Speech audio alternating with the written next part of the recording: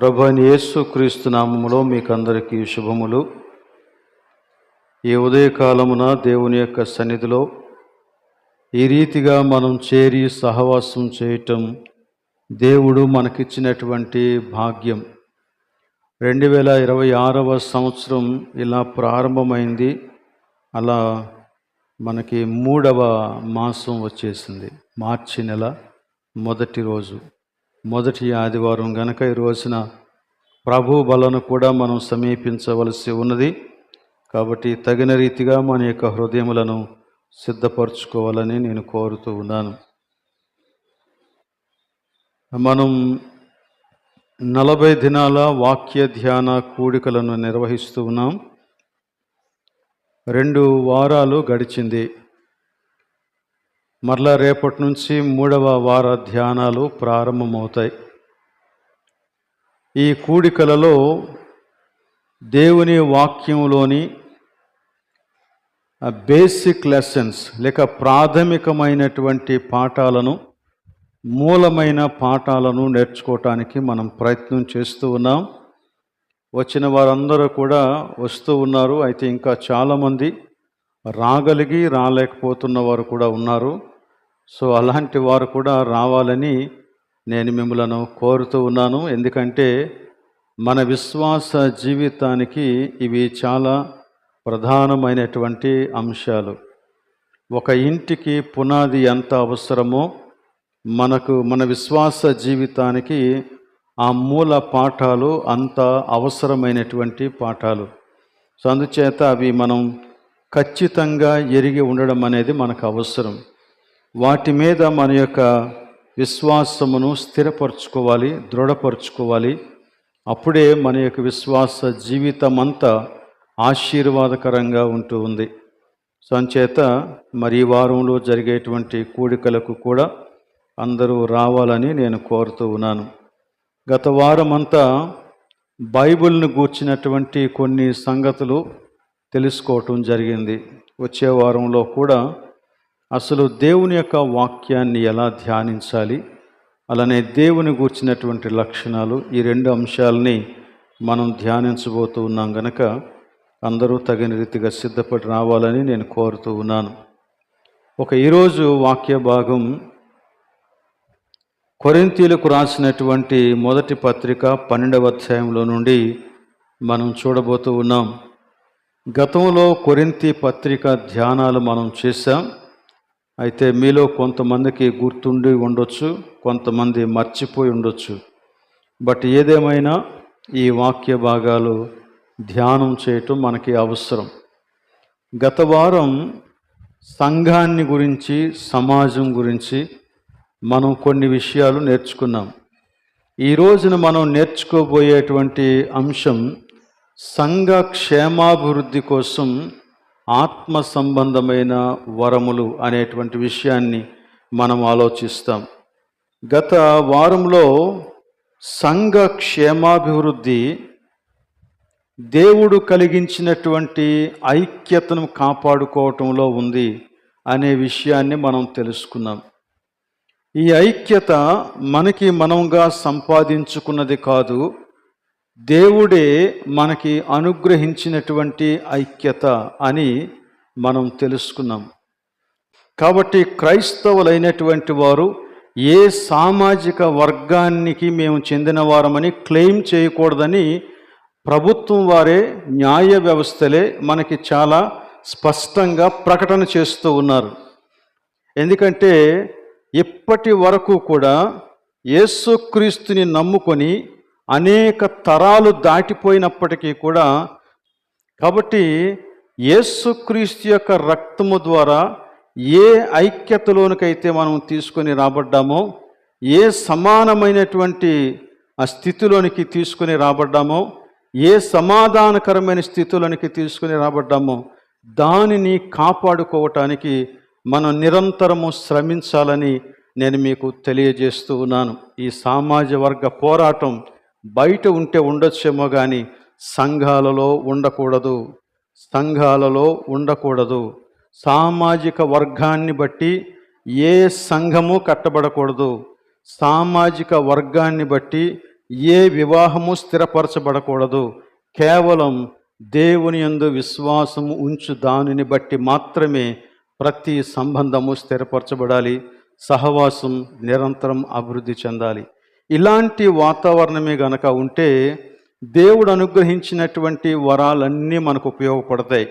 దేవుని యొక్క పరిశుద్ధాత్మ పరిచర్య మన మధ్య సఫలీకృతమవుతుంది. దేవుడు దేని కొరకైతే మనల్ని పిలిచాడో అదంతా మన యొక్క జీవితంలో నెరవేరుతుంది. అది దేవుణ్ణి మహిమపరచడానికి కారణమవుతూ ఉంది. కాబట్టి ఈ రోజున కొరింథీయులకు రాసినటువంటి మొదటి పత్రికలో 12వ అధ్యాయంలో మరి పౌలు చెబుతున్నటువంటి సంగతి ఆత్మ సంబంధమైనటువంటి వరములను గూర్చినటువంటి సంగతి.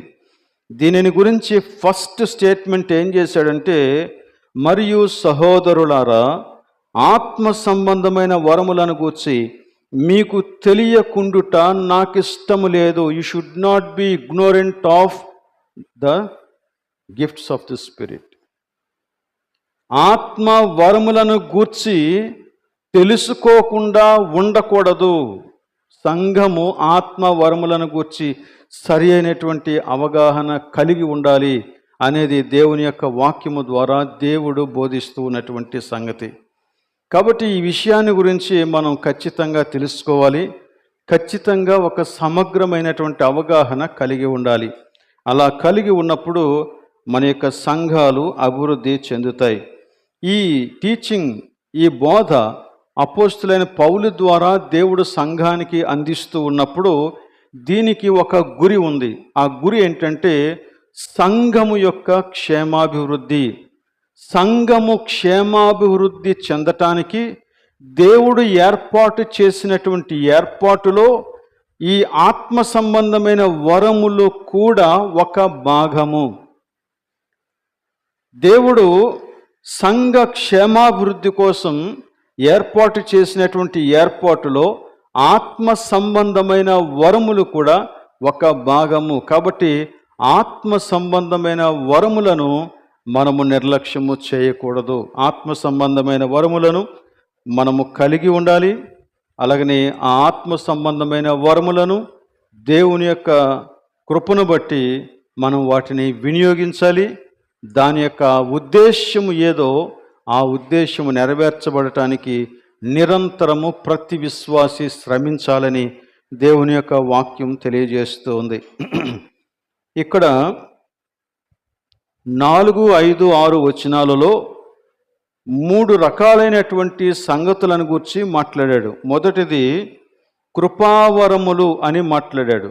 కృపావరములు నానా విధములుగా ఉన్నవి గాని ఆత్మ ఒక్కడే. 5వ వచనం, పరిచర్యలో నానా విధములుగా ఉన్నవి గాని ప్రభువు ఒక్కడే. 6వ వచనం, నానా విధములైన కార్యములు కలవు గాని అందరిలోనూ అన్నింటినీ జరిగించు దేవుడు ఒక్కడే అనేటువంటి విషయం. కాబట్టి కృపావరములు రకరకములుగా ఉన్నాయి, పరిచర్యలు కూడా చాలా ఉన్నాయి, జరిగించే కార్యాలు కూడా చాలా ఉన్నాయి. కానీ వాటన్నిటి వెనకాల ఉండి పనిచేసేటువంటి దేవుడు ఒక్కడే, ప్రభువు ఒక్కడే, ఆత్మ ఒక్కడే అనేటువంటి విషయాన్ని గురించి చాలా క్లియర్గా చెప్పాడు. కాబట్టి ప్రభువు ఒక్కడై ఉన్నటువంటి ప్రభువు, ఒక్కడై ఉన్నటువంటి దేవుడు, ఒక్కడై ఉన్నటువంటి ఆత్మ సంఘములోని వేరువేరు సభ్యులకు వేరువేరు కృపావరములను ఇచ్చినప్పుడు, వేరువేరు పరిచర్యలను ఇచ్చినప్పుడు, వేరువేరు కార్యములను అప్పగించినప్పుడు దేవుని యొక్క మహిమ నిమిత్తం సమస్తము జరగాలని దేవుడు కోరుకుంటాడు. ఎందుకంటే దేవుడు ఒక్కడే. ఆయా రకములైనటువంటి వరములు కలిగిన వారు, ఆయా పరిచర్యలు కలిగినటువంటి వారు, లేక ఆయా కార్యములను నెరవేర్చటానికి నియమించబడినటువంటి వారు ఒకరితో ఒకరు పోటీ పడరు. ఎందుచేత పోటీ పడరంటే, నీలో నుండి పని చేస్తూ ఉన్నవాడు, నాలో నుండి పని చేస్తూ ఉన్నవాడు ఒకడే. ఒకవేళ మనం పోటీ పడుతూ ఉన్నట్లయితే మనం ఏం చేస్తున్నామంటే ఆ దేవునిని ధిక్కరిస్తున్నట్టు లెక్క. అది అలా జరగదు. నీలో పనిచేసేవాడు నాలో పనిచేసేవాడు ఒకడే అయితే నీకు నాకు పోటీ ఎందుకు? నీ తలాంతుని చూపించుకోవటానికి నువ్వు, నీ కృపావరాన్ని చూపించుకోవటానికి నువ్వు, నీ యొక్క పరిచర్యను మహిమపరచుకోవటానికి నీవు, అలానే నా పరిచర్యను మహిమపరచుకోవటానికి నేను, నా యొక్క కృపావరాన్ని చూపించుకోవటానికి నేను శ్రమిస్తూ ఉన్నట్లయితే ప్రభువెక్కడా? నీలోనూ నాలోనూ పనిచేస్తూ ఉన్నవాడు, నీకు అనుగ్రహించినవాడు, నాకు అనుగ్రహించినవాడు ఒక్కడే అయితే అప్పుడు విధానం ఎలా ఉంటుందో తెలుసా? నీవు నేను కలిసి ఆ ప్రభు యొక్క మహిమ కోసం పనిచేస్తాం. మనం ఒకరితో ఒకరం కోఆపరేటివ్గా ఉంటాం. ఒకవేళ ఏ వ్యక్తి అయినా సరిగా చేయలేకపోతున్నాడు అని అనిపిస్తే మనం ఆ వ్యక్తిని దేవుడు నాకిచ్చినటువంటి సామర్థ్యంతో బలపరుస్తాం. ఇది జరగాల్సినటువంటి విషయం. వాడు ఎప్పుడు తప్పు చేస్తాడా అప్పుడు పట్టుకుందాం అని కనిపెట్టేటువంటి వాడు దేవుని పరిచారకుడు కాడు. వాడు పడిపోతాడేమో, తప్పు చేస్తాడేమో అని కనిపెట్టుకొని వాడిని బలపరచటానికి ఎదురు చూసేటువంటి వాడు దేవుని పరిచారకుడు.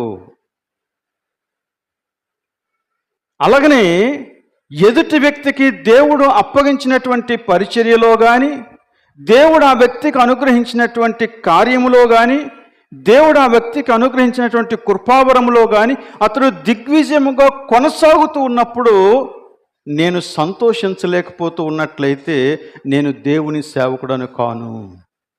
కానీ అలా ఏ వ్యక్తి అయినా దేవుని యొక్క సన్నిధిలో దేవుడిచ్చినటువంటి పరిచర్యలో వాడు దిగ్విజయంగా రాణిస్తూ ఉంటే సంతోషించేవాడనైతే నేను దేవుని పరిచారకుడను. ఎందుచేత? నీలో ఉన్నవాడు నాలో ఉన్నవాడు ఒక్కడే. కాబట్టి నీకు నాకు మధ్య భేదం ఉండకూడదు, నీకు నాకు మధ్య పోటీ ఉండకూడదు. నీ కాలు లాగటానికి నేను కానీ, నా కాలు లాగటానికి నువ్వు కానీ ప్రయత్నం చేయకూడదు. కారణం ఏంటంటే నీలో ఉన్నవాడు నాలో ఉన్నవాడు ఒకడే. అయితే ఇక్కడ జరగవలసినటువంటి విషయం ఏంటంటే అసలు దేవుడు నీకిచ్చిన తలాంతి ఏంటి? దేవుడు నిన్ను ఏ స్థానంలో ఉండాలని కోరుకున్నాడు, ఏ పని చెయ్యాలని కోరుకున్నాడు అనేది నీకు తెలుసా? అది తెలుసుకోవటమే అసలు విషయం. దేవుడు నాకు ఇచ్చినటువంటి వరం ఏంటి? దేవుడు నాకు ఇచ్చినటువంటి పరిచర్య ఏంటి? దేవుడు నన్ను చెయ్యమని కోరుకున్నటువంటి కార్యం ఏంటి? ఈ విషయం గనక మనకి స్పష్టంగా తెలియకపోతే మనం ఏం చేస్తామో తెలుసా?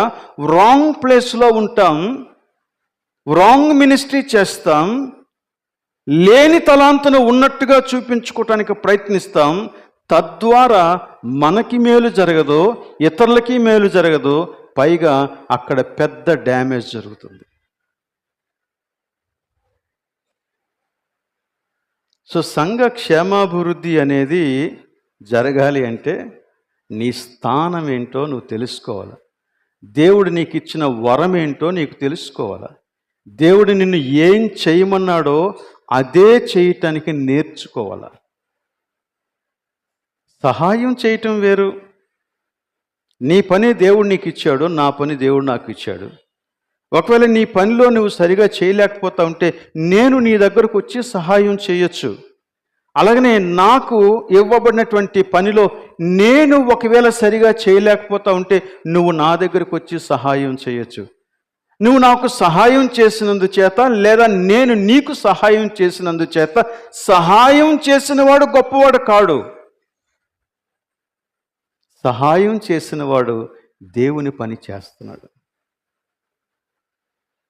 ఈ అవగాహనే గనక లేకపోతే ఈ వరములతో మనం కొట్టుకుంటాం, ఈ పరిచర్యలతో మనం విభేదాలు పెంచుకుంటాం, అప్పగించబడినటువంటి బాధ్యతలతో, కార్యాలతో మనం రకరకాలుగా అపోహలకు పోతాం, పెట్టరేగిపోయేటువంటి ప్రమాదం ఉంది, అతిశయించేటువంటి ప్రమాదం ఉంది, ఇతరులను తృణీకరించేటువంటి ప్రమాదం ఉంది, దేవుని యొక్క మహిమను మర్చిపోయేటువంటి ప్రమాదం కూడా ఉంది. అందుచేత ఈ విషయాలు తెలియజేస్తా ఉన్నాడు. కృపావరములు నానా రకములుగా ఉన్నాయి కానీ ఆత్మ ఒక్కడే, పరిచర్యలు నానా విధాలుగా ఉన్నాయి కానీ ప్రభు ఒక్కడే, కార్యములు చాలా ఉన్నాయి కానీ అన్నింటినీ జరిగించే దేవుడు ఒక్కడే. ఈ విషయం మొట్టమొదట మనకి తెలియాలని ఈ పౌలు ద్వారా దేవుడు మనతో మాట్లాడుతూ ఉన్నాడు. చూడండి 11వ వచనం, కొరింథీయులకు రాసినటువంటి మొదటి పత్రిక 12వ అధ్యాయం 11వ వచనం. అయినను వీటన్నింటినీ ఆత్మ ఒక్కడే తన చిత్తము చొప్పున ప్రతివానికి ప్రత్యేకముగా పంచి ఇచ్చుచు కార్యసిద్ధి కలుగజేయుచు ఉన్నాడు. ఇందులో 3 స్టేట్మెంట్స్ని మనం గుర్తించాలి. ద ఫస్ట్ స్టేట్మెంట్ ఏంటంటే, ప్రభువు నీకిచ్చినటువంటి కృపావరము కానీ, పరిచర్య కానీ, కార్యము కానీ ఆయన చిత్తాన్ని బట్టి నీకు అనుగ్రహించబడినటువంటిది. కాబట్టి నీకు దేవుడిచ్చినటువంటి కృపావరాన్ని నువ్వు తెలుసుకొని ఆ స్థానంలో నిలవటం వలన దేవుని చిత్తములో నువ్వు నిలబడిన వ్యక్తి అవుతావు. నీకు వరము లేని దానిని నువ్వు చెయ్యొద్దు. నీకు ఏదైతే దేవుడు వరం ఇచ్చాడో దాన్నే చెయ్యి. ఎందుకంటే నీ విషయంలో అదే దేవుని చిత్తం, నీ విషయంలో అదే దేవుని చిత్తం. కానీ మనం దేవుని చిత్తం కానిటువంటి విషయాలకు కూడా కొన్నిసార్లు మనల్ని మనం ప్రేరేపించుకుంటాం. ఎందుచేత? సాధారణంగా ఏ స్థానంలో నిలబడితే ప్రజల యొక్క పేరుని, ప్రఖ్యాతిని నేను పొందుకుంటానో, లేక ప్రజల యొక్క ఆకర్షణ పొందుకుంటానో, ఆ స్థానంలో నిలబడి పని చేయటానికి ఎక్కువగా ఇష్టపడతాను. ప్రజలు గుర్తించని పని ఒకవేళ దేవుడు నాకు అప్పగించినా ఆ పనిని చేయటం నాకు ఇష్టం ఉండదు. ఇక్కడ గమనించాల్సిన విషయం ఏంటంటే, నీ ఇష్టాన్ని బట్టి కానీ, నా ఇష్టాన్ని బట్టి కానీ దేవుడు ఈ పని మనకు అప్పగించలేదు. ఎవరి ఇష్టాన్ని బట్టి అప్పగించారంటే దేవుని ఇష్టాన్ని బట్టి అప్పగించాడు. దేవుడే తన చిత్తానుసారంగా దాన్ని అప్పగించాడు. కాబట్టి ప్రభువు ఏ పని నాకు అప్పగిస్తే ఆ పనిలో నేను నమ్మకంగా ఉండటమే దేవుని చిత్తాన్ని నెరవేర్చడం. ఇది మొదటి విషయం. రెండవది, ప్రతి వానికి ప్రత్యేకముగా పంచి ఇచ్చాడు. నీకు దేవుడిచ్చినటువంటిది దేవుడు నీ కోసం ప్రత్యేకంగా ఇచ్చినటువంటిది. నీలాంటి తలాంతు లేక నీలాంటి కృపావరం, నీవు చేసే పరిచర్య లాంటి పరిచర్య ఇంకొక వ్యక్తికి ఉండకపోవచ్చు. కానీ మనం తెలుసుకోవాల్సిన విషయం ఏంటంటే, ఇతరులు ఆ పనిని మెచ్చినా మెచ్చకపోయినా, ఇతరులు ఆ పనిని గుర్తించినా గుర్తించకపోయినా, ఇతరులు నువ్వు చేసిన లాంటి పనిని చేసినా చెయ్యకపోయినా అది దేవుడు చేత నీకు అనుగ్రహించబడినటువంటి విషయం అని నువ్వు తెలిస్తే ఖచ్చితంగా నువ్వు చేయవలసింది అదే. ఎందుకంటే ప్రభువు నాకు ఇచ్చాడు, అది ప్రభువు నాకు ఇచ్చాడు అంతే.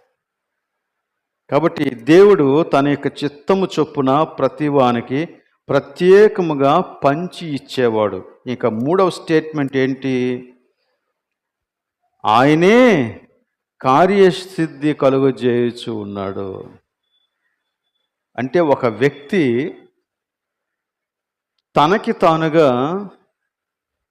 నాకు ఈ వరం ఉంది కాబట్టి నేను చెయ్యగలను అని దేవుని మీద నుండి దృష్టిని తన మీదకి మరల్చుకుంటే ఫెయిల్ అయిపోయేటువంటి ప్రమాదం చాలా ఉంది. దానిని ఆ వరాన్ని దేవుడు నాకు ఇచ్చినప్పుడు ఆ వరము నా ద్వారా పని చేయటానికి కూడా దేవుడు కార్యసిద్ధి కలుగజేస్తాడు. He works behind. అంటే మనం ఎలా ఉండాలంటే, దేవుడు పని చేస్తూ ఉన్నాడు గనుక నేను పని చేయగలుగుతున్నాను అంతే. దేవుడే గనక పని చెయ్యకపోతే నేను పని చెయ్యలేను.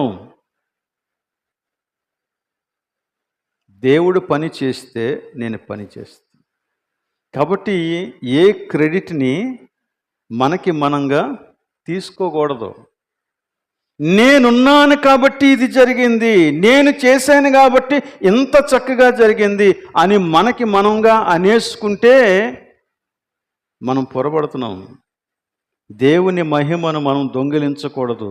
అది దేవునికే చెందాల్సిన మహిమ. ఎందుకంటే కార్యసిద్ధి కలుగుజేయవాడు దేవుడే. మరి ఇందులో మన రోల్ ఏంటి?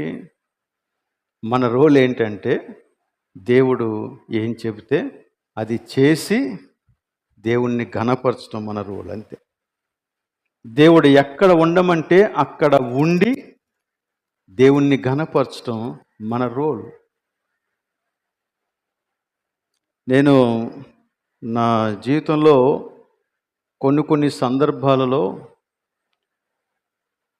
అసలు వాక్యాన్ని ప్రకటించకుండా ఉండాల్సినటువంటి పరిస్థితులు ఏర్పడ్డాయి. జస్ట్ ఒకరోజు 2 రోజులో కాదు, కొన్ని సంవత్సరాల పాటు నేను నోరు మూసుకొని ఉండాల్సి వచ్చింది. పర్టికులర్గా కొన్ని టాపిక్స్ నేను మాట్లాడటానికి నాకు అవకాశం లేదు. నాకు హృదయంలో చాలా ఇబ్బంది అనిపించేది. కానీ దేవుడు మనల్ని నిశ్శబ్దంగా ఉండమంటే మనం నిశ్శబ్దంగా ఉండటమే దేవుని చిత్తాన్ని నెరవేర్చడం. అలాగనే దేవుడు మాట్లాడమని చెప్పినప్పుడు, దేవుడు పని చేయమని చెప్పినప్పుడు, దేవుడు కార్యం కొరకు ఆయన మనల్ని పంపించినప్పుడు దానిని చెయ్యకుండా ఉండిపోతే నువ్వు మంచివాడవు కాదు. దాన్ని చెయ్యటమే దేవుని చిత్తాన్ని నెరవేర్చడం. కొన్నిసార్లు మన స్థితి మనకి ఇబ్బంది అనిపిస్తుంది. నేనెందుకు ఇలా ఉండాలా, నేనేంటి ఇలాంటి పని చేస్తాను అనిపించవచ్చు. But do you know that it is God's will? నీవు ఆ విధంగా పని చేయటం దేవుని చిత్తమని నీకు తెలుసా? నీకు తెలిస్తే దాన్ని ఇష్టపూర్వకంగా చెయ్యి. ఇష్టపూర్వకంగా చెయ్యి. కొన్నిసార్లు మనం నెరవేర్చి ఇది నా సామర్థ్యం, ఇది నా సామర్థ్యం అని మనం అనుకుంటాం. నో, అలాగ అనుకోవలసినటువంటి పని లేదు. మనలను సామర్థ్యంతో నింపినటువంటి దేవునికి స్తుతి చెల్లిస్తూ ఆయన పక్షంగా మనం పని చేస్తున్నామన్న సంగతిని ఎప్పటికీ మర్చిపోకూడదు. ఈ విధానాన్ని గనక పాటించగలిగితే సంఘము నిజముగా క్షేమాభివృద్ధి చెందుద్ది. దీని కొరకే దేవుడు వీటన్నిటినీ కూడా దయచేశాడు. మనం పని చేయటానికి మనలను ప్రేరేపించవలసినది ప్రేమ. నేను దేవునిని ప్రేమిస్తూ ఉన్నాను గనక దేవుడు అప్పగించినటువంటి పనిని దేవుడు నియమించినటువంటి రీతిగా దేవుడు నియమించినటువంటి స్థానములో జాగ్రత్తగా పనిచేస్తాను.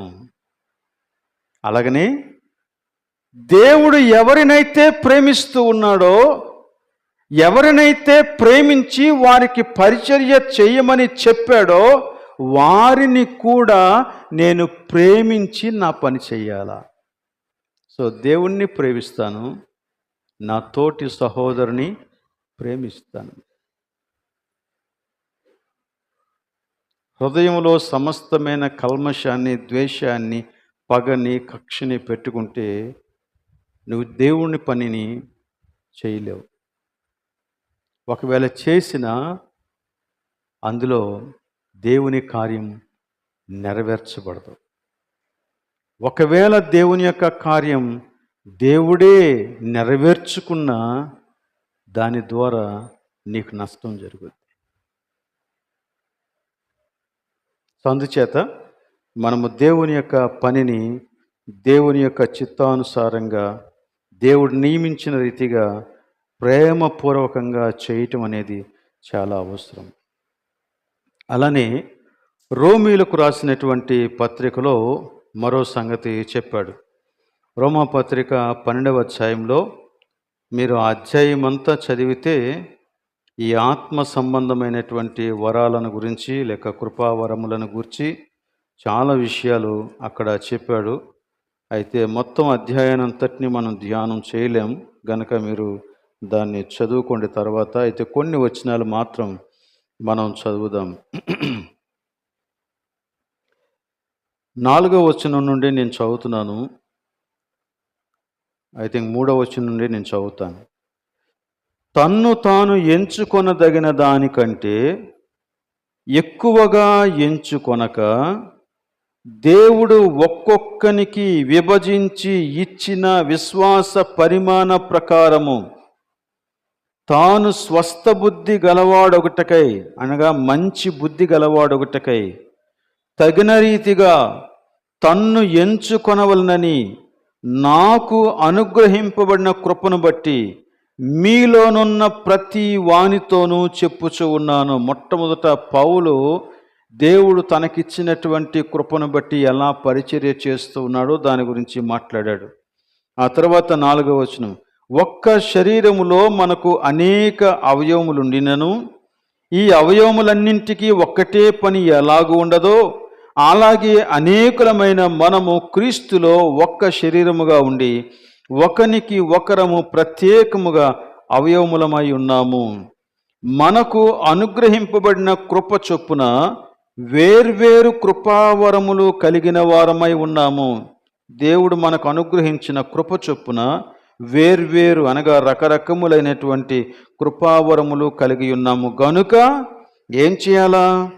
ప్రవచన వరమైతే విశ్వాస పరిమాణము చొప్పున ప్రవచింతము, పరిచర్య అయితే పరిచర్యలోను, బోధించువాడైతే బోధించుటలోను, హెచ్చరించువాడైతే హెచ్చరించుటలోను పని కలిగి ఉందము. పంచిపెట్టువాడు శుద్ధ మనస్సుతోనూ, పై విచారణ చేయువాడు అనగా సూపర్వైజ్ చేయువాడు లేక నాయకత్వం వహించేవాడు జాగ్రత్తతోనూ, కరుణించువాడు సంతోషముతోనూ పని జరిగించవలెను. మీ ప్రేమ నిష్కపటమైనదై ఉండవలెను. అంటే వీటన్నిటి వెనకాల ఆపరేటింగ్ పవర్ ఏంటంటే ప్రేమ. అలానే చెడ్డ దానిని అసహించుకొని మంచి దానిని హత్తుకొని ఉండుడి. సహోదర ప్రేమ విషయంలో ఒకనియందు ఒకడు అనురాగము గలవారై ఘనత విషయంలో ఒకనిని ఒకడు గొప్పగా ఎంచుకొనుడి. ఇవన్నీ కూడా ఈ దేవుడిచ్చినటువంటి వరములు ఆపరేట్ చేసేటప్పుడు ఇటువంటి యాటిట్యూడ్ మనకు ఉండాలని చెబుతున్నాడు. ఆసక్తి విషయంలో మాంద్యులు కాక ఆత్మయందు తీవ్రత గలవారై ప్రభువును సేవించుడి. నిరీక్షణ గలవారై సంతోషించుచు శ్రమయందు ఓర్పు గలవారై ప్రార్థనయందు పట్టుదల కలిగి ఉండుడి. పరిశుద్ధుల అవసరములలో పాలు పొందుచు శ్రద్ధగా ఆతిథ్యము ఇచ్చుచుండుడి. మిమ్మును హింసించు వారిని దీవించుడి, దీవించుడి గాని శపించవద్దు. సంతోషించు వారితో సంతోషించుడి, ఏడ్చు వారితో ఏడ్వుడి. ఒకనితో ఒకడు మనస్సు కలిసి ఉండుడి. హెచ్చు వాటి యందు మనస్సు ఉంచక తగ్గు వాటి యందు ఆసక్తులైండుడి. మీకు మీరే బుద్ధిమంతులమని అనుకొనవద్దు. కీడుకు ప్రతి కీడు ఎవనికిని చేయవద్దు. మనుష్యులందరి దృష్టికి యోగ్యమైన వాటిని గూర్చి ఆలోచన కలిగి ఉండుడి. సఖ్యమైతే మీ చేతనైనంత మట్టుకు ఏం చేయాలంట? సమస్త మనుష్యులతో సమాధానముగా ఉండుడి. ఇలా జరగాలి పరిచర్య. సంఘంలోని ప్రతి వ్యక్తికి దేవుడు అనుగ్రహించినటువంటి వరాన్ని ఉపయోగించి వారు పరిచర్య చేస్తున్నప్పుడు పరిచర్య ఈ రీతిగా జరగాలని చెప్తున్నాడు పౌలు. ఈ విధంగా జరిగితే అక్కడ క్షేమాభివృద్ధి జరుగుతుంది. క్షేమాభివృద్ధి జరుగుతుంది. ఎఫెసీయులకు రాసినటువంటి పత్రిక ఒకసారి చూద్దాం. 4వ అధ్యాయం. ఎఫెసీ పత్రిక 4వ అధ్యాయం 7వ వచనాన్ని చూద్దాం. అయితే మనలో ప్రతివానికిని క్రీస్తు అనుగ్రహించు వరము యొక్క పరిమాణము చొప్పున కృప ఇయ్యబడెను. వరము అనుగ్రహించబడింది. విశ్వాస పరిమాణము చొప్పున వరము అనుగ్రహించబడింది. వరము యొక్క పరిమాణము చొప్పున కృప అనుగ్రహించబడింది. ఇప్పుడు ఈ కృప ద్వారా అనుగ్రహించబడినటువంటి యొక్క వరము ఉపయోగపడాలి. ఎలా ఉపయోగపడాలంట? ఆ క్రిందని మనం చదువుతాం 11వ వచనంలో, మనమందరము విశ్వాస విషయములోను దేవుని కుమారుని గూర్చిన జ్ఞాన విషయములోను ఏకత్వము పొంది సంపూర్ణ పురుషుల మగు వరకు, అనగా క్రీస్తునకు కలిగిన సంపూర్ణతకు సమానమైన సంపూర్ణత కలవార మగు వరకు ఆయన ఈలాగు నియమించెను. ఈ పద్ధతిని దేవుడు ఎందుకు నియమించాడంట? ఎంతవరకు నియమించాడంట? నీలో క్రీస్తు రూపం ఏర్పడటం కొరకు నేను పని చేయాలా? నాలో క్రీస్తు రూపం ఏర్పడటం కొరకు నువ్వు పని చేయాలా? అర్థమవుతుంది కదా? ఎందుకు పని చేయాలా? నాకేదో సామర్థ్యం ఉంది కాబట్టి నేను చేసేస్తాను కాదు. ఏదో బండిలో పెట్రోల్ ఉంది కాబట్టి నేను తిరిగేస్తాను అన్నట్టుగా చేయకూడదు పని. ఎందుకు వెళ్తున్నావు? ఎక్కడికి వెళ్తున్నావు? క్లారిటీ. నీ ఉద్దేశ్యం ఏంటి? నీకున్న తలాంతుని నువ్వు వినియోగించేటప్పుడు అందులో ఉద్దేశం ఏంటి? అది ఇక్కడ కోరుతూ ఉన్నాడు. నీవు క్రీస్తు యొక్క స్వరూపంలోనికి మార్చబడటం కోసం నేను నీ కొరకు పని చేయాలా? నేను క్రీస్తు యొక్క స్వరూపంలోనికి మార్చబడటానికి నువ్వు నా కొరకు పని చేయాలా? ఈ యాటిట్యూడు ఉంటే అసలు సంఘం క్షేమాభివృద్ధి చెందకుండా ఎందుకుంటుంది? ఇక్కడ అదే మాట్లాడాడు. ఇంకా చూడండి 13వ వచనం, పరిశుద్ధులు సంపూర్ణులగునట్లు క్రీస్తు శరీరము క్షేమాభివృద్ధి చెందుటకును, పరిశుద్ధులు సంపూర్ణులగునట్లు క్రీస్తు శరీరము క్షేమాభివృద్ధి చెందుటకును, పరిచర్య ధర్మము జరుగుటకును ఆయన కొందరిని అపోస్తలులను గాను, కొందరిని ప్రవక్తలను గాను, కొందరిని సువార్తికులను గాను, కొందరిని కాపరులను గాను, ఉపదేశకులను గాను నియమించెను. సో ఈ నియామకాలన్నీ కూడా అందుకే జరిగాయి. ఇందాక వరాలను గురించి మాట్లాడాడు, పరిచర్యల గురించి మాట్లాడాడు, కార్యములను గురించి కూడా మాట్లాడాడు. ఇవన్నీ ఎందుకు నియమించబడ్డాయి అని అడిగితే 2 కారణాలు చెప్పాడు. ఒకటి ఏంటంటే క్రీస్తుకు కలిగినటువంటి సంపూర్ణత ప్రతి సహోదరునికి కలగాల. రెండవది సంఘము క్షేమాభివృద్ధి చెందాల. సో ప్రతి విశ్వాసి ఎదుగుచూ ఉండటం వలన సంఘము క్షేమాభివృద్ధి చెందుతుంది. దీని కొరకే ఈ పరిచర్యలన్నీ కూడా నియమించాడు. ఈ పరిచర్య ఇలాగే కనుక జరిగితే మనమంట చాలా స్థిరంగా ఉంటామంట విశ్వాసంలో. ఆ తర్వాత మాట అదే చెప్తుంది. చూడండి 14వ వచనం, అందువలన అంటే ఇప్పుడు చెప్పినటువంటి విధంగా ఈ పరిచర్య జరగటం వలన, ఇప్పుడు చెప్పిన విధంగా ఉద్దేశాలు నెరవేర్చబడటం వలన, ఇప్పుడు చెప్పిన విధంగా ప్రతి వ్యక్తి దేవుడు తనకు అనుగ్రహించినటువంటి స్థానంలో నిలిచి తనకు అనుగ్రహించిన సామర్థ్యాన్ని బట్టి ప్రేమతో పరిచర్య చేయటం వలన ఏం జరుగుతుందంట? మనమిక మీదట పసిపిల్లలమై ఉండక మనుష్యుల మాయోపాయముల చేత వంచనతోనూ తప్పు మార్గములకు కుయుక్తితోనూ గాలికి కొట్టుకొని పోవునట్లు కల్పింపబడిన ప్రతి ఉపదేశమునకు ఇటు అటు కొట్టుకొని పోవచ్చు అలల చేత ఎగురగొట్టబడిన వారమైనట్లుండక ప్రేమ కలిగి సత్యము చెప్పుచు క్రీస్తు వలె ఉండుటకు మనం అన్ని విషయములలో ఎదుగుదాం. సో ఇది జరగాల, ఈ స్థిరత్వం రావాల విశ్వాసములో. ప్రభువు ఇది జరగాలని దీనిని నిర్ణయించాడు. కాబట్టి మనం గుర్తించవలసిన మొదటి విషయం, దేవుడు నాకు ఇచ్చినటువంటి సామర్థ్యం ఏంటి, లేక వరం ఏంటి. రెండవది, దేవుడు నన్ను చేయమన్న పరిచర్య ఏంటి, ఏ కార్యాన్ని దేవుడు చేయమని కోరుతూ ఉన్నాడు, ఏ విధంగా చేయమని దేవుడు కోరుతూ ఉన్నాడు. ఇవన్నీ మనం ఆలోచించుకొని సంఘములో గనక మనం చేయగలిగితే సంఘం క్షేమాభివృద్ధి చెందుద్ది. ఇది మొదటి స్థాయి. రెండవ స్థాయి ఇంకోటి ఉంది.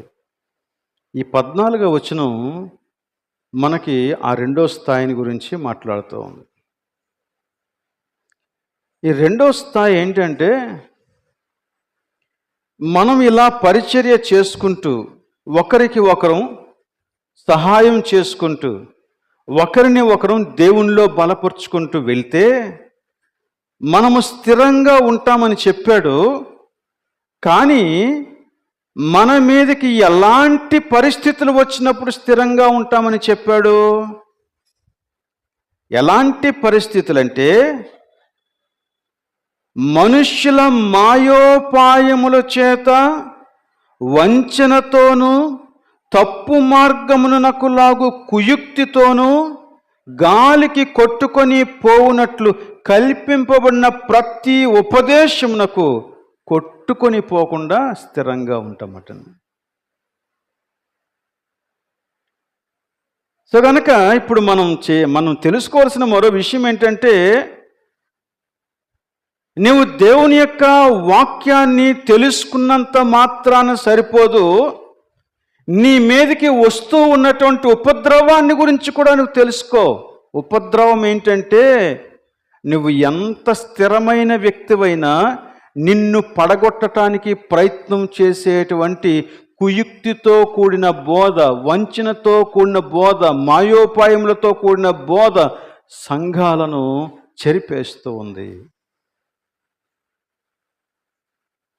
అదే విషయాన్ని మత్తయి సువార్తలో యేసుక్రీస్తు మాట్లాడాడు. ఇందాక మనం చదువుకున్నాం. మత్తయి సువార్త 24వ అధ్యాయంలో కొన్ని వచనాలు మనం చదివాం.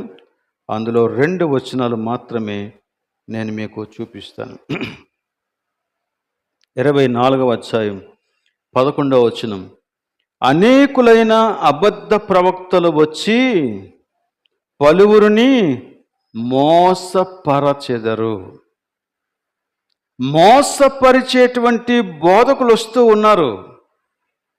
వాళ్ళు ఏం చేస్తారంటే, నీలో ఉన్నటువంటి సామర్థ్యాన్ని, నీలో ఉన్నటువంటి వరాన్ని, నీకు అప్పగించినటువంటి పరిచర్యను, నీవు చేయవలసిన విధానాన్ని తప్పుత్రోవ పట్టిస్తారు.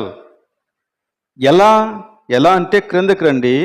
24వ వచనంలో ఇలా ఉంది, అబద్ధపు క్రీస్తులను అబద్ధపు ప్రవక్తలను వచ్చి సాధ్యమైతే ఏర్పరచబడిన వారిని సైతము మోసపరచుటకై ఏం చేస్తారంట?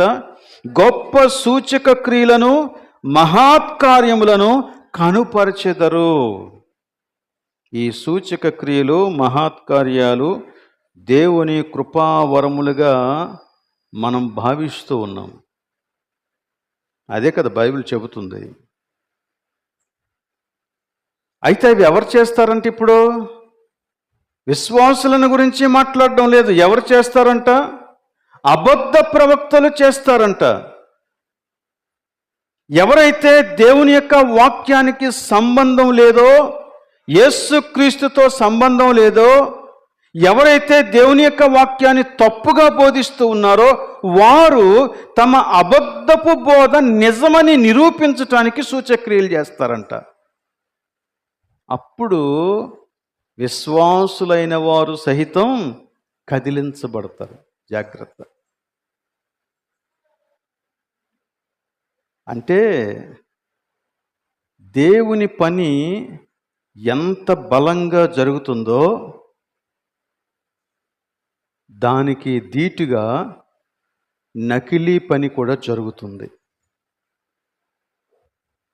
మార్కెట్లోనికి ఏదైనా ఒక బ్రాండెడ్ ప్రోడక్ట్ వచ్చిందంటే the very next day you can find the duplicate.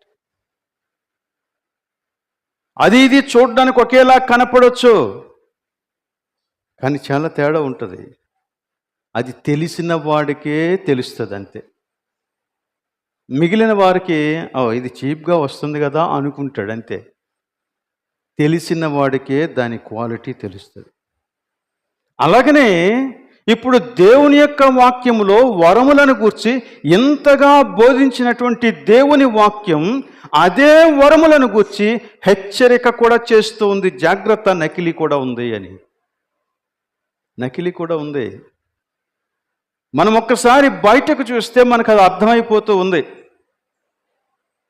ఈ రోజున క్యారిస్మాటిక్ ఉద్యమం చాలా భయంకరంగా పెట్టరేగుతూ ఉంది.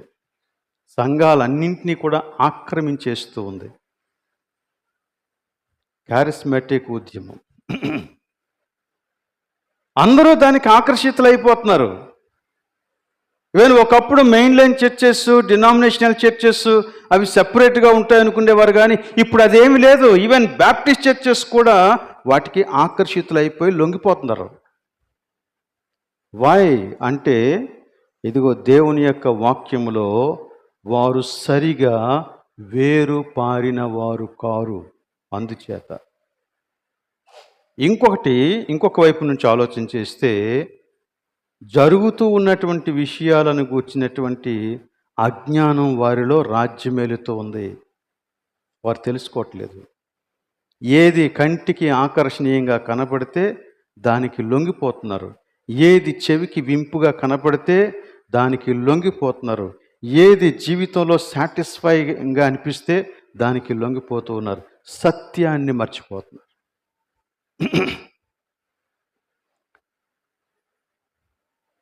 మీలో చాలామందికి ఈ వ్యక్తి తెలిసి ఉంటుంది. పీటర్ వాగ్నర్ అనేటువంటి వ్యక్తి. Peter Wagner. అలాగనే ఆగ్నెస్ ఓజ్మన్. ఇది బహుశా కొంతమందికి తెలిసి ఉండవచ్చు, కొంతమందికి తెలియకపోవచ్చు. వాగ్నర్. నా కారు పేరు వ్యాగనర్, బట్ ఇది వేరు. వ్యాగనర్ కాదు, ఇది వాగ్నర్. పేరు వాగ్నర్. కొన్నిసార్లు దాన్ని వ్యాగ్నర్ అని కూడా పలకొచ్చాము. సో వాగ్నర్ ఈ వ్యక్తి ఎవరు? ఎందుకు నేను ఈ వ్యక్తి గురించి మాట్లాడుతూ ఉన్నాను అంటే 1901 అంటే ఇంచుమించుగా ఒక 100 సంవత్సరాల క్రితం. ఇది 2026.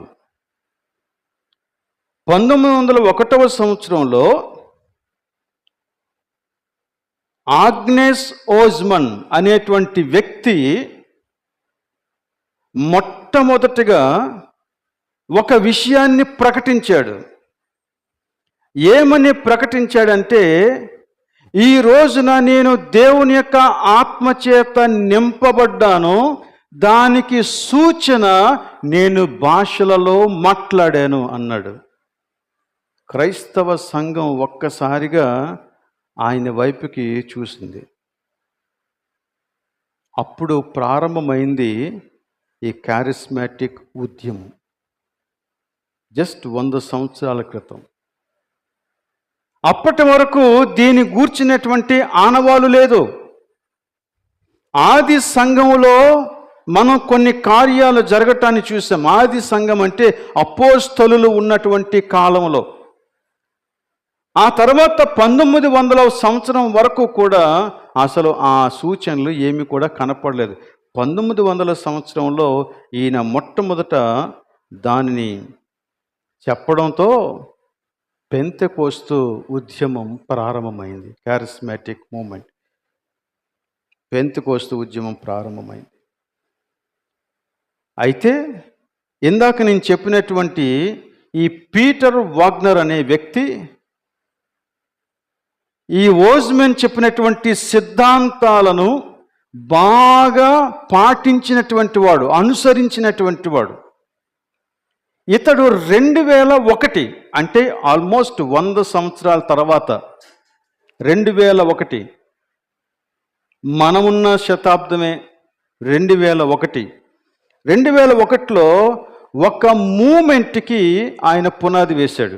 ఏంటి ఆ మూమెంట్ అంటే న్యూ అపోస్తలిక్ రిఫర్మేషన్ అనేటువంటి మూమెంట్. అంటే ఈయన చెప్పిన విధానం ఏంటంటే ఆది సంఘంలో ఉన్నటువంటి అపోస్తలులు నేటి సంఘంలోనికి తిరిగి వచ్చారు, పునర్ప్రవేశించారు అంటున్నాడు. ఎలా వచ్చారు అంటే ఆయనకి ఆయనే నేను అపోస్తలుడను అని పేరు పెట్టేసుకొని దేవుడు నా ద్వారా గొప్ప కార్యాలు చేయబోతున్నాడు, నేను చేస్తున్నాను అని ప్రకటించుకొని తాను ఒక అపోస్తలుడిగా న్యూ అపోస్తలిక్ రిఫర్మేషన్ అనేటువంటి ఒక ఉద్యమాన్ని తీసుకొచ్చాడు. దానికి చాలామంది ఆకర్షితులయ్యారు. అసలు ఏంటి అపోస్తలుడు, బైబిల్ ఏమని చెబుతూ ఉందా దీని గురించి అని అడిగితే అసలు బైబిల్లో దీనికి సంబంధించినటువంటి విషయాలు ఏమీ లేవు. వాగ్నర్ అనేటువంటి వ్యక్తి కూడా ఎలాగ తన యొక్క అపోస్తలత్వాన్ని క్లెయిమ్ చేశాడంటే 1995 సంవత్సరంలో 2 స్త్రీలు అతన్ని గురించి ప్రవచించారంట. ఏమని ప్రవచించారంటే దేవుడు నిన్ను అపోస్తలుడిగా ఉండుటకు పిలుస్తూ ఉన్నాడు అన్నారట. అనగానే ఈయన దానికి లొంగిపోయి ఈ రోజు నుండి నేను అపోస్తలుడిని అన్నాడంట. What is it? అసలు దేవుని వాక్యం ఏం చెబుతూ ఉంది? వాళ్ళలో ఎక్కువ మంది బైబిల్లో చూపించేటువంటి ఆధారం ఏంటంటే ఇందాక మనం చదువుకున్నటువంటి ఎఫెసీ పత్రిక 4వ అధ్యాయం 13వ వచనమే. అందులో ఏముంది? కొందరిని దేవుడు అపోస్తలులుగాను, కొందరిని ప్రవక్తలుగాను, కొందరిని బోధకులుగాను, ఇలాగ ఉంది కదా, ఒక 5 రకాలైనటువంటి పరిచర్యలు. అందులో అపోస్తలు అనేటువంటి మాట ఉంది కాబట్టి దేవుడు మమ్మల్ని అందుకే పిలిచాడు అని వారు క్లెయిమ్ చేయడం ప్రారంభించారు. అంతేకాదు వారు ఇంకా ఏం చెప్పారంటే ఇంతకాలం సంఘం మర్చిపోయింది పరిచర్య అన్నారు. ఆది సంఘ కాలం నుండి 1900 సంవత్సరం వరకు లేక 2000 సంవత్సరం వరకు, ఈ 2000 సంవత్సరాల కాలంలో సంఘం అపోస్తలులు చేయవలసినటువంటి పరిచర్యను మర్చిపోయింది. ఇప్పుడు మేము తిరిగి కనుక్కున్నామన్నారు అన్నమాట. అసలు వాళ్ళు ఎలాగ అపోస్తలు అయ్యారో, అపోస్తలు అవటానికి ఏంటి క్వాలిఫికేషన్సో మనకి ఏమీ అర్థం కాదు. వాళ్ళందరూ కూడా సూచక క్రియలను గురించి, మహత్కార్యాలను గురించి ఘంటాపదంగా మాట్లాడతారు. వాటి మీదే బేస్ అవుతారు. అయితే ఇంతకీ బైబిల్ ఏం చెప్తుంది అపోస్తలుల గురించి అని అడిగితే ఒకసారి మనం చూద్దాం. వీళ్ళు ఎంత తీవ్రమైనటువంటి స్థాయికి వెళ్ళిపోయారంటే మార్టిన్ లూథర్ చేసినటువంటి రిఫర్మేషన్ని కూడా ఎలా అంటే మార్టిన్ లూథర్ ఒక 5 సూత్రాలు పెట్టుకున్నాడు, 5 సిద్ధాంతాలు. అందులో ఒక సిద్ధాంతం ఏంటంటే సోలా స్క్రిప్చురా. సోలా స్క్రిప్చురా అంటే వాక్యము మాత్రమే, దేవుని యొక్క వాక్యము మాత్రమే. వాళ్ళేమంటారంటే నేను అపోస్తలుడను కాబట్టి దేవుడు నా ద్వారా క్రొత్త ప్రత్యక్షతలు ఇస్తాడు అని మాట్లాడడం ప్రారంభించేసి. సో సోలా స్క్రిప్చురా అనేటువంటి ఈ సిద్ధాంతాన్ని వారు వ్యతిరేకించేశారన్నమాట. అపోస్తల కార్యముల గ్రంథంలో 1వ అధ్యాయంలో 21, 22 వచనాలు మనం చదివితే అక్కడ అపోస్తలుడు అనడానికి ఉండవలసినటువంటి కొన్ని క్వాలిఫికేషన్స్ గురించి పేతురు మాట్లాడతాడు. ఎందుకంటే 12 మందిలో ఒకడు చచ్చిపోయాడు కదా, ఎవరు? యోధ. ఆ యోధా స్థానంలో ఇంకొక వ్యక్తిని పెట్టాలి అని వారి మధ్య దేవుడు వారికి ఒక ఆలోచన దయచేస్తే, ఆ ఆలోచనకు అనుగుణంగా ఇంకొక వ్యక్తిని సెలెక్ట్ చేయటం కోసం ఒక క్వాలిఫికేషన్ కోసం చూశారు. ఏంటి ఆ క్వాలిఫికేషన్? కాబట్టి యోహాను బాప్తిస్మం ఇచ్చినది మొదలుకొని ప్రభువైన యేసు మన యొద్ద ఉండి పరమునకు చేర్చుకొనబడిన దినము వరకు ఆయన మన మధ్య సంచరించుచుండిన కాలమంతయు మనతో కలిసి ఉన్న వీరిలో ఒకడు మనతో కూడా ఆయన పునరుత్థానమును గురించి సాక్షి అయ్యుండుట ఆవశ్యకము. అంటే ఇక్కడ అపోస్తలుడిగా ఉండటానికి ఏ క్వాలిఫికేషన్ని చెప్పాడంటే,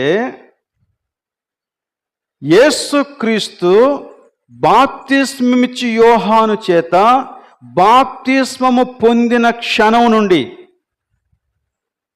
యేసుక్రీస్తు యొక్క పరిచర్య అంతా ఎరిగి, ఆయన శిలువ మరణాన్ని ప్రత్యక్షంగా చూసి, ఆయన సమాధి చేయబడ్డాన్ని ప్రత్యక్షంగా చూసి, ఆయన తిరిగి లేవటాన్ని ప్రత్యక్షంగా చూసి, ఆయన ఆరోహణమైపోతుండగా చూశారు కదా, అలాంటి వ్యక్తి అపోస్తలుడిగా ఉండటానికి నియమించబడాలి అని ఎవరు చెప్పారు?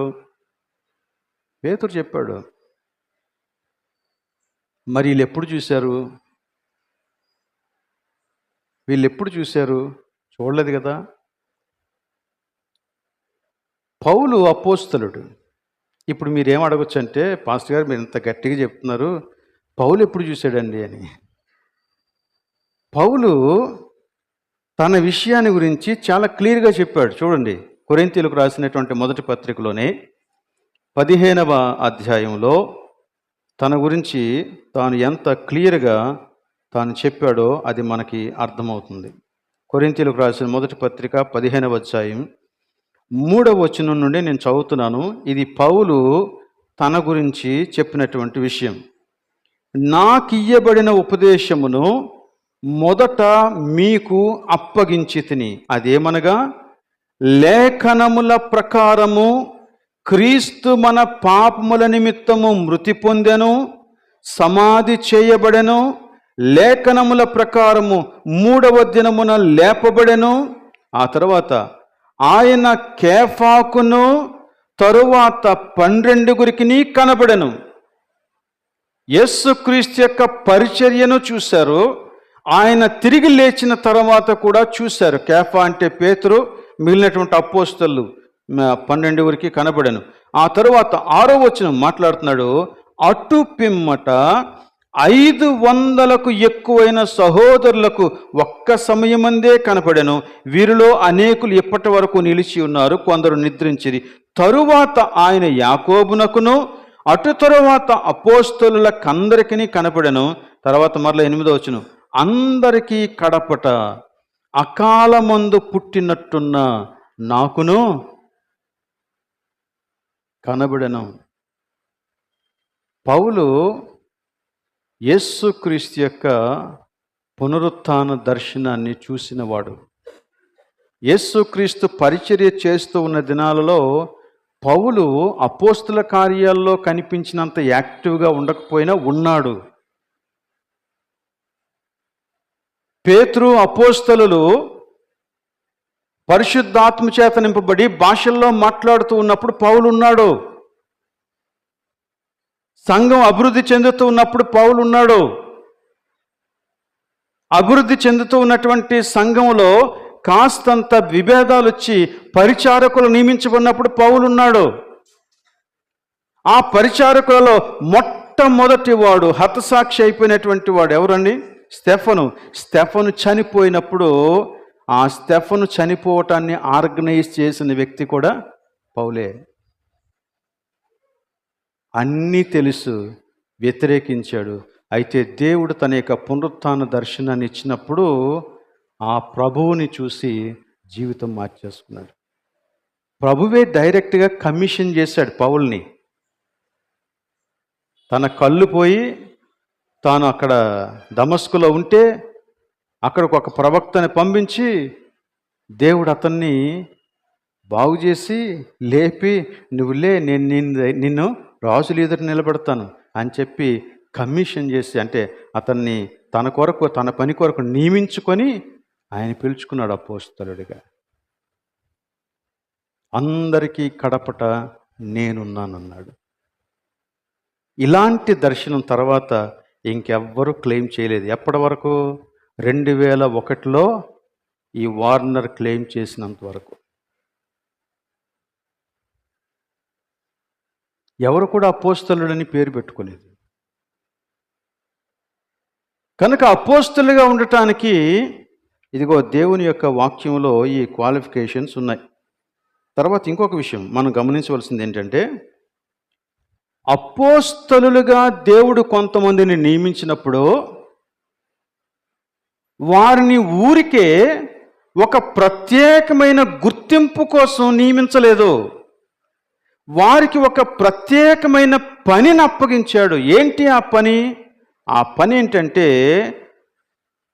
దేవుని యొక్క వాక్యాన్ని సంఘానికి అందించే పని. గత వారమంతా మనం చెప్పుకున్నాం ఈ బైబిల్ ఎలా వచ్చిందో. బైబిల్లో ఉన్నటువంటి ప్రతి వాక్యము దేవుని యొక్క ఆత్మ తన యొక్క అపోస్తలులను ప్రేరేపించి ఏ విధంగా తీసుకొచ్చాడో. అపోస్తలులు, ప్రవక్తలు, ఈ 2 కేటగిరీస్ని దేవుడు వాడుకున్నాడు. లైక్ లూకు అపోస్తలుడు కాడు, కానీ ఆయన దేవుని యొక్క ప్రవక్తగా ఒక పుస్తకాన్ని రాశాడు. దేవుని చేత ప్రేరేపించబడినవాడే. అందుకని ఆది సంఘంలో అపోస్తలుల బోధ అనేటువంటి మాట మనకి ఎక్కువగా వినపడుతూ ఉంది. ఈ వాక్య ప్రమాణాన్ని దేవుని దగ్గర నుంచి వారు డైరెక్ట్గా పొందుకొని సంఘానికి అందించారు, అంతే. దాన్ని 2 విధాలుగా 2 చోట్ల దేవుని యొక్క వాక్యం మనకి క్లియర్గా చెప్పింది. మొదటిది అపోస్తల కార్యాలు 14వ అధ్యాయం 3వ వచనంలో మనం గమనిస్తే అక్కడ ఒక సంగతి మాట్లాడాడు అపోస్తలుల గురించి. కాబట్టి వారు ఆనుకొని ధైర్యముగా మాట్లాడుచు అక్కడ బహుకాలము గడిపిరి. తర్వాత విషయం గమనించండి. ప్రభువు వారి చేత సూచక క్రియలను అద్భుతములను చేయించి తన కృపావాక్యమునకు సాక్ష్యమిప్పించుచు ఉండెను. వారి ద్వారా అద్భుతాలు సూచక క్రియలు జరగటానికి ఒక కారణం ఉంది. ఏంటి ఆ కారణం అంటే, వారు మాట్లాడినటువంటి మాటలు దేవుని వాక్యమని సంఘము తెలుసుకోవాలి. అలా తెలుసుకోవటానికి దేవుడు వారి ద్వారా మహత్కార్యాలు సూచక క్రియలు చేయించాడంట. అందుకే యేసుక్రీస్తు అంటాడు, మీరు నాకంటే గొప్ప కార్యాలు చేస్తారు. అవును, నిజంగానే వారు చేశారు. అవి ఎందుకు జరిగాయంటే, ఇది దేవుని వాక్యం, మేము ఏదైతే మాట్లాడుతూ ఉన్నామో అది దేవుని వాక్యము అని చెప్పడానికి. అలాగనే మార్కు కూడా ఇదే విషయాన్ని ఇంకొక రీతిగా రాస్తాడు. చూడండి, మార్కు సువార్తలో 16వ అధ్యాయం ఆఖరి వచనాన్ని మనం గమనిస్తే అక్కడ ఇదే రకమైనటువంటి మాట ఉంటుంది. 20వ వచనం. వారు బయలుదేరి వాక్యము అంతటా ప్రకటించిరి. అయితే ఇప్పుడు ప్రభు ఏం చేస్తున్నాడో చూడండి. ప్రభు వారికి సహకారుడై ఉండి వెనువెంటనే జరుగుచూ వచ్చిన సూచక క్రియల వలన ఏం జరిగింది? వాక్యమును స్థిరపరచుచుండెను. ఎందుకంటే అప్పటి వరకు వాక్యం లేదు. నూతన నిబంధనలో ఉండేటువంటి వాక్యాలు ఏవి లేవు. కానీ ఇప్పుడు వారు వాక్యాన్ని ప్రకటిస్తూ ఉన్నారు. ఈ వాక్యము దేవుని దగ్గర నుండే వచ్చిందని ఎలా తెలుస్తుంది అంటే, వారి ద్వారా దేవుడు చేసేటువంటి సూచక క్రియలు, మహత్కార్యాలు. మరి ఈ రోజున అపోస్తలులు అని క్లెయిమ్ చేసుకునేటువంటి వీరు ఈ పనులన్నీ చేయగలుగుతున్నారా?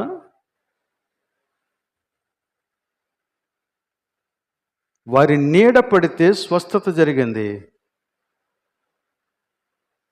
చనిపోయిన వారిని సైతం వారిని లేపగలిగారు. పేతురు దొరకని లేపాడు.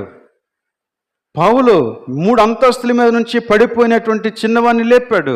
ఇంకా ఇలా మనం చూసుకుంటే పోతే చాలా కనబడతాయి. ఇవన్నీ జరుగుతున్నాయా? ఇవన్నీ జరగట్లా. నేను చెప్పే విషయం ఏంటంటే, దేవుడు అద్భుతాలు చెయ్యడు అని నేను చెప్పట్లేదు. ఇంకా జరిగినటువంటి సంగతిని మీరు గమనించండి. ఈ విధంగా దేవుడు వారికి వాక్యాన్నిచ్చి ఆ వాక్యాన్ని సీల్ చేసేసాడు. సీల్ చేసేసి ఏమన్నాడంటే, ఇదే వాక్యం, దీనికి ఎవ్వరూ ఏది కలపకూడదు, తీసేయకూడదు. చెప్పాడు ఆ మాట? చెప్పాడు కదా. మరి అలా అనుకుంటే మరలా క్రొత్తగా దేవుడు ప్రత్యక్షత ఇస్తాడా? దేవుని వాక్యం అది చెప్పట్లేదు. దేవుని వాక్యం చాలా స్పష్టంగా, ప్రాక్టికల్గా మనకి విశ్వాస జీవితాన్ని గురించి మాట్లాడుతూ ఉంది. ఇది మనం ఎప్పుడు మర్చిపోకూడదు.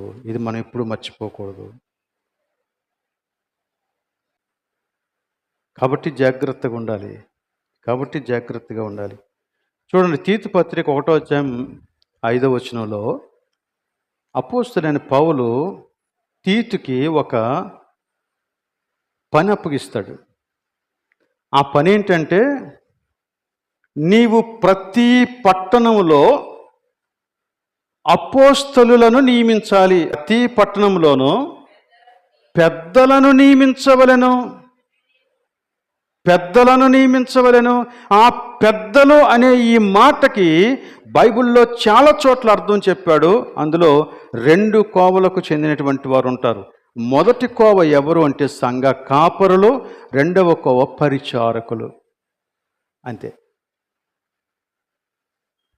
ప్రవక్తలను నియమించండి అని చెప్పలేదు, అపోస్తలులను నియమించండి అని చెప్పలేదు, పెద్దలను నియమించండి. మీరు అపోస్తల కార్యముల గ్రంథంలో చూసినా కానీ వారు ఎన్నో సంఘాలు స్థాపించారు, కానీ ఏ సంఘంలోనూ కూడా అపోస్తలులను నియమించలేదు, ప్రవక్తలను నియమించలేదు. కేవలం పెద్దలను మాత్రమే నియమించారు. తర్వాత వారికి ఇచ్చినటువంటి హెచ్చరిక ఏంటంటే, మేము ఏదైతే మీకు అప్పగించామో అదే సువార్త, అదే వాక్యం, ఇక దానికి మించి మీరు ఆలోచించొద్దని క్లియర్గా చెప్పాడు. గలతీ పత్రికలో అయితే పౌలు ఎంత చెప్తాడంటే, మళ్ళీ నేను తిరిగి వచ్చి నేను చెప్పిన దానికి భిన్నంగా బోధించినా కానీ మీరు నమ్మొద్దంటాడు. అంటే దేవుని వాక్యాన్ని అంతగా దేవుడు సీల్ చేసేసాడు. ఇంకా దీనికి మించినటువంటి రెవల్యూషన్ లేదు, దీనికి మించిన ప్రత్యక్షత లేదు. ఇదే ప్రత్యక్షత. దీనికి మించినటువంటి ఏ ప్రత్యక్షతను గురించి అయినా ప్రజలు మాట్లాడితే వాడు దేవుని వాక్యాన్ని ప్రకటించడం లేదని మనం స్పష్టంగా తెలిసేసుకోవాలి. వాడు అనౌన్స్మెంట్ చేసేటువంటి సూచక్రియలని గురించి, మహత్కార్యాలను గురించి మనం మోసపోకూడదు. దేవుని వాక్యాన్ని పట్టుకొని జీవించాలి విశ్వాస జీవితాన్ని. అలా కాకపోతే ఘోరమైనటువంటి ప్రమాదంలో మనం పడతాం. ఓకే, ఇంకొకలాగా ఆలోచిద్దాం. లేదండి, వాళ్ళు నిజంగా అపోస్తలులే అని అనుకుందాం మనం. ప్రకటన గ్రంథంలోకి వెళ్తే అక్కడ యెరూషలేమును గురించి, పరలోక పట్టణాన్ని గురించి మాట్లాడతాడు. ఆ పరలోక పట్టణంలో ఈ అపోస్తలుల పేర్ల మీద పునాదులు ఉన్నాయి. ఏమండి, ఈ పట్టణానికి ఏ పేర్లు పెట్టారంటే 100 మంది అపోస్తలుల పేర్లు పెట్టలేదు, 12 మంది అపోస్తలుల పేర్లు మాత్రమే పెట్టారు. దేవుడు వారిని గుర్తించాడు అపోస్తలులుగా. అలానే ఎఫెసీ పత్రికలో కూడా పౌలు ఏమంటాడంటే, అపోస్తలులు ప్రవక్తలు వేసిన పునాది మీద మీరు కట్టబడుతున్నారు అన్నాడు. Not on anything else. ఏంటి ఆ పునాది అంటే, ఇదిగో ఇదే దేవుని వాక్యం. ఈ మూలమైనటువంటి విషయాన్ని ప్రతి క్రైస్తవుడు ఖచ్చితంగా తెలుసుకొని మరలా they should come back to the Bible. దేవుని వాక్యం దగ్గరికి రావాలా. నీ విశ్వాసాన్ని నువ్వు బలపరుచుకోవాలి. అలా చేస్తేనే తప్ప నిన్ను నీవు కాపాడుకోలేవు, అలాగనే నీ కుటుంబాన్ని, నీ సంఘాన్ని కూడా నువ్వు కాపాడుకోలేవు. కాబట్టి ఈరోజు ఈ విషయాన్ని మనం గ్రహించాలి. దేవుడు మనకిచ్చినటువంటి ఆత్మ వరములు సంఘ క్షేమాభివృద్ధికే తప్ప ఇక దేనికి కాదు. సో వారి యొక్క పరిచర్యను ముగించారు, వారు వెళ్ళిపోయారు. దేవుడు మనకి అప్పగించినటువంటి పరిచర్య మనం చేయాలి. ఆ పరిచర్య ఈ వాక్యాన్ని ఆధారంగా చేసుకొని మనం చేయాలి. మన విశ్వాస జీవితాన్ని ఇదే వాక్యాన్ని ఆధారంగా చేసుకొని జీవించాలి. మనం స్థిరపడాలా, మన కుటుంబాలు స్థిరపడాలా, మన సంఘాలు స్థిరపడాలా. గాలికి అటు ఇటు కొట్టుకునే పోయేవారిలాగా ఉండకూడదు. దేవుడి అట్టి కృప మనకందరికీ దయచేయునుగాక. ప్రార్థన చేద్దాం. పరిశుద్ధుడివైన మా ప్రభువా, నీకు వందనాలు. నీవు మాతో యథార్థముగా స్పష్టముగా మాట్లాడు దేవుడవు. మర్మములు లేవు. నీకు స్తోత్రం చెల్లించుకుంటూ ఉన్నాం. నీవు మాకు ఏదైతే అనుగ్రహించావో దానిని మేము తెలుసుకోవటానికి నీవు చేసిన ఏర్పాటు అంతటిని బట్టి నీకు వందనాలు చెల్లించుకుంటూ ఉన్నాం. గనుక ప్రభువా, మేము నీ వాక్యం మీద ఆధారపడి మా విశ్వాసమును కట్టుకుంటూ నీవు మాకిచ్చినటువంటి వరములను నీ చిత్తానుసారంగా నీవు నియమించిన స్థానంలో నిలువబడి ప్రతి కార్యాన్ని చేయటానికి మాకు సహాయం దయచేయండి. సంఘ క్షేమాభివృద్ధి కోసం మేము ఏమేమి చేయవలెనో వాటన్నిటినీ వినయపూర్వకంగా యథార్థంగా చేయటానికి మాకు శక్తినిమ్మని, ఆత్మ జ్ఞానమును నడిపింపును దయచేయమని ప్రార్థన యేసు పరిశుద్ధ నామములో అడుగుచున్నాం తండ్రి. ఆమేన్.